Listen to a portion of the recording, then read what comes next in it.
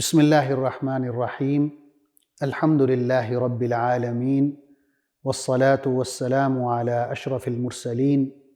نبینا و سیدنا محمد وعلی آلہ و اصحابہ اجمعین۔ ناظرین السلام علیکم۔ سیرت النبی صلی اللہ علیہ وسلم کے حوالے سے ہماری گفتگو جاری ہے اور آج اس سلسلے کا 17واں پروگرام ہے۔ پچھلے پروگرام میں عرض کر رہا تھا کہ جب قریش کے کافروں نے یہ دیکھا کہ مکہ مسلمانوں سے خالی ہو گیا ہے اور سارے مسلمان مدینہ کی طرف ہجرت کر گئے ہیں، اور یہ کہ مدینہ میں اسلامی ریاست قائم ہونے جا رہی ہے اور اس ریاست کے سربراہ خود محمد صلی اللہ علیہ وسلم ہوں گے، جو کہ ابھی مکہ میں موجود ہیں، ابو بکر بھی مکہ میں موجود ہیں، حضرت علی رضی اللہ عنہ بھی مکہ میں موجود ہیں، تو انہوں نے کفار قریش نے دار الندوہ میں ایک بہت بڑا اجتماع کیا۔ دار الندوہ ان کے مشورے کی جگہ تھی، اسے ایک پارلیمنٹ کی حیثیت حاصل تھی، تو اس میں وہ اکٹھے ہوتے ہیں اور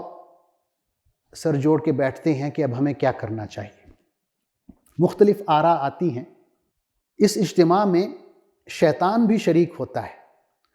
اور وہ ایک نجدی بزرگ کی شکل اختیار کر کے اس اجتماع میں شامل ہوتا ہے۔ مختلف آراء آتی ہیں۔ پہلی رائے یہ آتی ہے کہ محمد صلی اللہ علیہ وسلم کو مکہ سے نکال دیا جائے،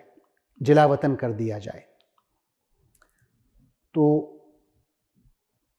جو شخص رائے دیتا ہے وہ یہ کہتا ہے کہ اگر ہم محمد صلی اللہ علیہ وسلم کو مکہ سے نکال دیتے ہیں اور وہ جہاں مرضی چلے جائیں، ہمارا ان سے کوئی تعلق نہیں ہوگا، جو ان کی مرضی میں آئے کریں، ہم کم از کم محفوظ ہوں گے۔ شیطان جو نجدی بزرگ کی شکل میں ہوتا ہے فوراً بولتا ہے کہ یہ رائے درست نہیں ہے۔ اگر آپ محمد صلی اللہ علیہ وسلم کو جلا وطن کرتے ہیں اور آپ کو پتہ ہے کہ ان کی زبان کتنی میٹھی ہے، ان کی گفتگو میں کتنی مٹھاس ہے، تو کوئی بھی عرب قبیلہ انہیں اپنا لے گا، اور یہ بھی ہو سکتا ہے کہ وہ ان کی حمایت حاصل کر کے مکہ پر حملہ کریں اور آپ لوگوں کو مار دیں۔ تو یہ جو رائے ہے رد ہو جاتی ہے کہ آپ صلی اللہ علیہ وسلم کو جلا وطن کیا جائے۔ اس کے بعد ایک اور رائے آتی ہے کہ محمد صلی اللہ علیہ وسلم کو مکہ میں ہی قید کر دیا جائے، تا حیات عمر بھر قید کر دیا جائے، اور اس سے یہ ہوگا کہ اسی قید میں آپ فوت ہو جائیں گے اور ہم ان سے نجات حاصل کر لیں گے۔ شیطان پھر بولتا ہے، وہ جو نجدی بزرگ کی شکل میں بیٹھا ہوتا ہے، وہ کہتا ہے کہ یہ رائے بھی ٹھیک نہیں ہے۔ اگر آپ انہیں قید کریں گے تو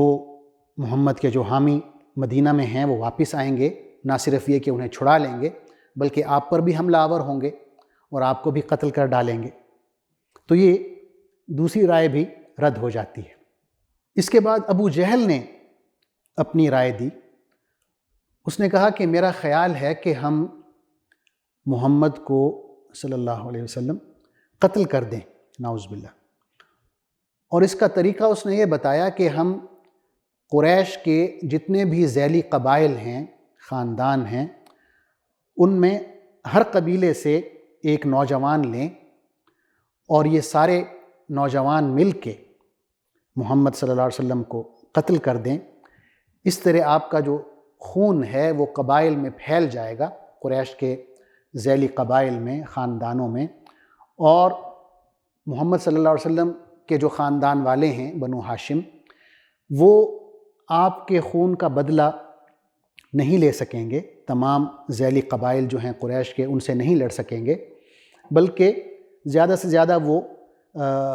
دیت پر راضی ہو جائیں گے، اور اگر انہوں نے دیت کا مطالبہ کیا تو ہم آپ کی دیت ادا کر دیں گے۔ تو شیطان فوراً بولا کہ یہ بہترین رائے ہے، اور اس پر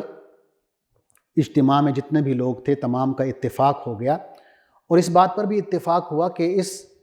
فیصلے پر فوری عمل کرنا چاہیے اور اسی روز عمل کرنا چاہیے۔ دوسری طرف جبریل علیہ السلام تشریف لائے اور حضور اکرم صلی اللہ علیہ وسلم کو قریش کی اس سازش سے باخبر کیا۔ آپ صلی اللہ علیہ وسلم دوپہر کے وقت حضرت ابوبکر صدیق رضی اللہ عنہ کے گھر جاتے ہیں اور ہجرت کا جو سارا پلان ہے وہ آپ صلی اللہ علیہ وسلم حضرت ابوبکر صدیق کو بتاتے ہیں اور طے کر لیتے ہیں۔ قریش جو ہیں وہ سارا دن ان انتظامات میں گزارتے ہیں کہ نعوذ باللہ محمد صلی اللہ علیہ وسلم کو کس طرح قتل کرنا ہے۔ وہ قریش کے جتنے بھی ذیلی قبائل ہیں ان میں سے 11 لوگوں کا انتخاب کرتے ہیں۔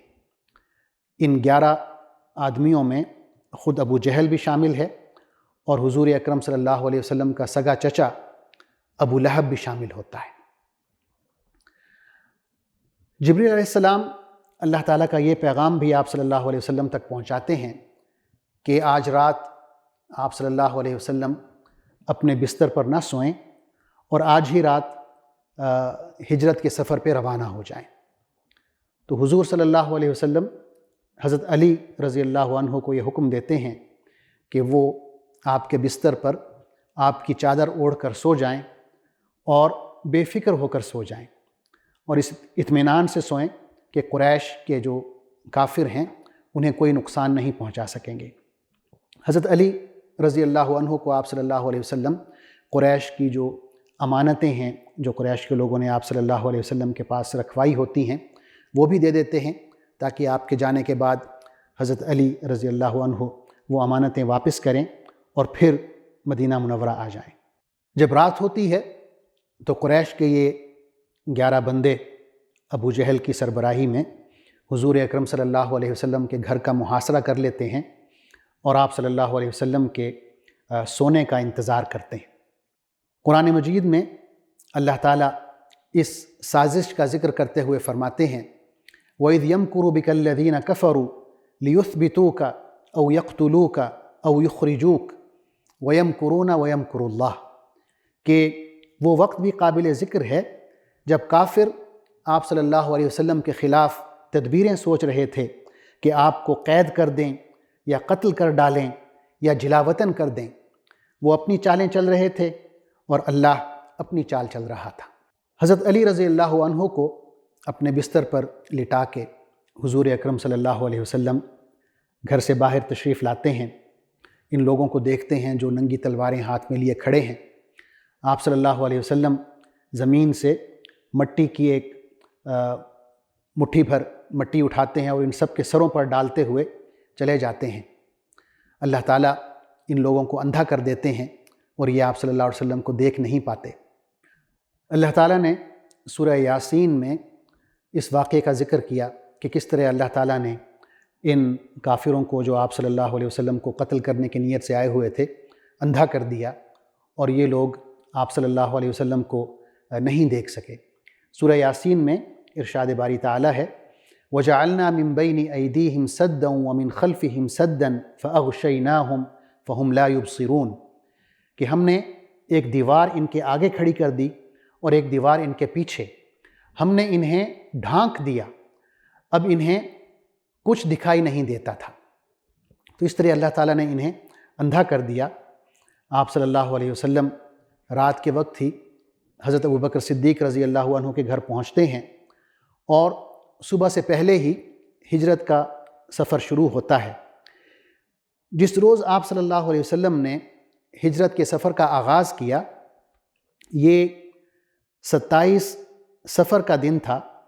اور نبوت کا 14واں سال تھا۔ انگریزی اعتبار سے تاریخ 12 ستمبر سن 622 بنتی ہے۔ احادیث میں آتا ہے کہ غار ثور میں حضرت ابوبکر صدیق رضی اللہ عنہ پہلے داخل ہوتے ہیں، غار کو اچھی طرح صاف کرتے ہیں، اس میں جو سوراخ ہیں وہ کپڑوں سے بند کرتے ہیں۔ ایک سوراخ ہے جس کے لیے کپڑا نہیں بچتا تو آپ اپنا پاؤں وہاں پہ رکھ دیتے ہیں اور پھر آپ صلی اللہ علیہ وسلم کو اندر بلاتے ہیں۔ آپ صلی اللہ علیہ وسلم اندر تشریف لاتے ہیں اور حضرت ابوبکر صدیق رضی اللہ عنہ کی گود میں سر رکھ کے آپ سو جاتے ہیں۔ اسی دوران ایسا ہوتا ہے کہ وہ سوراخ جس میں حضرت ابوبکر صدیق نے پاؤں رکھا ہوتا ہے، وہاں کوئی بچھو آپ کو ڈس لیتا ہے، لیکن آپ ہلتے نہیں تاکہ حضور صلی اللہ علیہ وسلم جاگ نہ جائیں، بے آرام نہ ہوں، لیکن تکلیف اتنی زیادہ ہوتی ہے کہ آپ کے آنسو بہنے لگتے ہیں اور حضور صلی اللہ علیہ وسلم کے چہرے پر گرتے ہیں۔ آپ جاگ جاتے ہیں، پوچھتے ہیں کہ اے ابو بکر کیا ہوا؟ تو کہتے ہیں کہ یا رسول اللہ مجھے بچھو نے ڈس لیا ہے۔ تو آپ صلی اللہ علیہ وسلم اپنا لعاب مبارک اس زخم پہ لگاتے ہیں اور وہ زخم بالکل ٹھیک ہو جاتا ہے۔ اسی دوران ہم دیکھتے ہیں کہ حضرت ابوبکر صدیق رضی اللہ عنہ کے بیٹے جناب عبداللہ اور آپ کی بیٹی حضرت اسماء رضی اللہ عنہا آپ صلی اللہ علیہ وسلم کے لیے قریش کی خبریں لاتی ہیں، کھانا لاتے ہیں، اور اسی طرح ابوبکر صدیق کے ایک آزاد کردہ غلام ہیں عامر بن فہیرہ، وہ بکریاں چراتے چراتے غار تک جاتے ہیں اور کھانا پہنچاتے ہیں، اور پھر اس راستے پر جس پر جناب ابوبکر صدیق کے بیٹے عبداللہ آئے تھے اسی پر آتے ہیں تاکہ آپ کے جو قدموں کے نشانات ہیں وہ بکریوں کے ریوڑ کے ذریعے ان نشانات کو مٹایا جائے۔ یہ 3 دن اس طرح کرتے رہتے ہیں، کیونکہ آپ صلی اللہ علیہ وسلم اور حضرت ابوبکر صدیق 3 دن غار ثور میں قیام کرتے ہیں۔ دوسری طرف جب قریش کو یہ پتہ چلتا ہے کہ آپ صلی اللہ علیہ وسلم مکہ سے نکل گئے ہیں تو وہ غصے سے پاگل ہو جاتے ہیں، یعنی ان کے وہم و گمان میں بھی نہیں ہوتا کہ اتنا کڑا پہرا ہم نے دیا ہوا تھا، محمد صلی اللہ علیہ وسلم کے گھر کا محاصرہ کیا ہوا تھا، اور اس کے باوجود آپ وہاں سے نکل گئے، اور صبح جب انہوں نے دیکھا کہ ساری رات آپ نہیں نکلے تو انہوں نے حملہ کیا گھر پہ اور دیکھا کہ آپ صلی اللہ علیہ وسلم کے بستر پہ حضرت علی تھے، انہیں دیکھ کر آپ مایوس ہوئے۔ تو جب یہ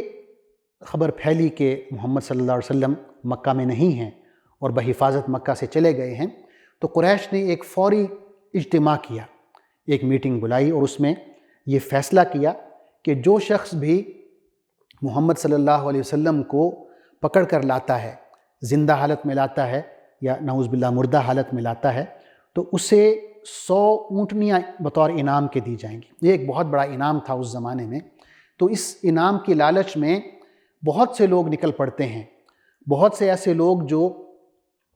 پیشہ ور کھوجی ہیں، یعنی جو پاؤں کے نشانات پہچانتے ہیں اور پاؤں کے نشانات دیکھ کر پیچھا کرتے ہیں اور اس شخص تک پہنچ جاتے ہیں، یہ لوگ بھی حرکت میں آتے ہیں، اور ان میں بعض ایسے ہیں جو واقعی غار ثور تک پہنچ جاتے ہیں۔ صحیح بخاری میں ہے، حضرت ابوبکر رضی اللہ عنہ خود روایت کرتے ہیں، فرماتے ہیں کہ غار ثور میں جب میں آپ صلی اللہ علیہ وسلم کے ساتھ تھا، میں نے دیکھا کہ غار کے منہ پر مجھے کچھ لوگوں کے پاؤں نظر آئے۔ میں نے کہا کہ یا رسول اللہ اگر کسی نے ذرا نیچے ہو کر دیکھا تو ہمیں فوراً دیکھ لے گا۔ تو حضور صلی اللہ علیہ وسلم نے فرمایا ما ظنک یا ابا بکر باثنین اللہ ثالثہما، کہ ابو بکر تمہارا کیا خیال ہے ان 2 لوگوں کے بارے میں کہ جن کا تیسرا خود اللہ تعالیٰ ہو۔ تو آپ صلی اللہ علیہ وسلم نے حضرت ابو بکر کو ان الفاظ سے تسلی دی، اور اللہ تعالیٰ نے بھی آپ صلی اللہ علیہ وسلم کی تائید میں قرآن مجید نازل فرمایا۔ سورہ توبہ میں ہم پڑھتے ہیں إِلَّا تَنْصُرُوهُ فَقَدْ نَصَرَهُ اللَّهُ إِذْ أَخْرَجَهُ الَّذِينَ كَفَرُوا ثَانِيَ اثْنَيْنِ إِذْ هُمَا فِي الْغَارِ إِذْ يَقُولُ لِصَاحِبِهِ لَا تَحْزَنْ إِنَّ اللَّهَ مَعَنَا، کہ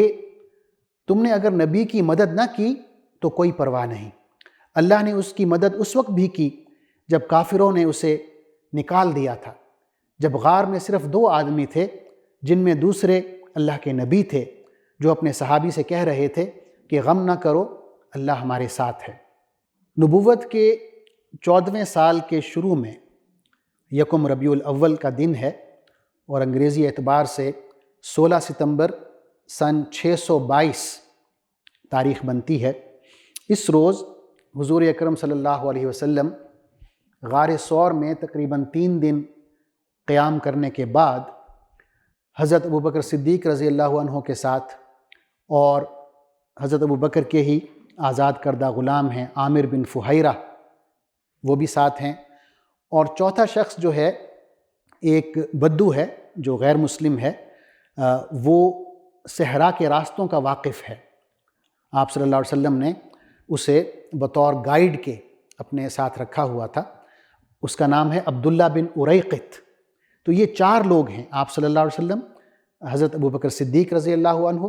حضرت عامر بن فہیرہ اور یہ شخص عبداللہ بن اریقط۔ یہ مدینہ کی طرف روانہ ہوتے ہیں، ہجرت کے سفر کا آغاز ہوتا ہے اور یہ ساحل سمندر کے قریب قریب چلتے ہیں، یعنی یہ وہ راستہ ہے جو عام قریش کے قافلوں کا راستہ نہیں ہے، اس راستے سے ذرا ہٹ کے ہے۔ ہجرت کے اس سفر میں بہت سے اہم واقعات ہوتے ہیں۔ وہ کون سے واقعات ہیں جو حضور اکرم صلی اللہ علیہ وسلم کے ساتھ اس سفر میں پیش آتے ہیں، ان کا ذکر انشاءاللہ میں اگلے پروگرام میں کروں گا۔ تب تک کے لیے اجازت دیجیے۔ اللہ حافظ، والسلام علیکم ورحمۃ اللہ وبرکاتہ۔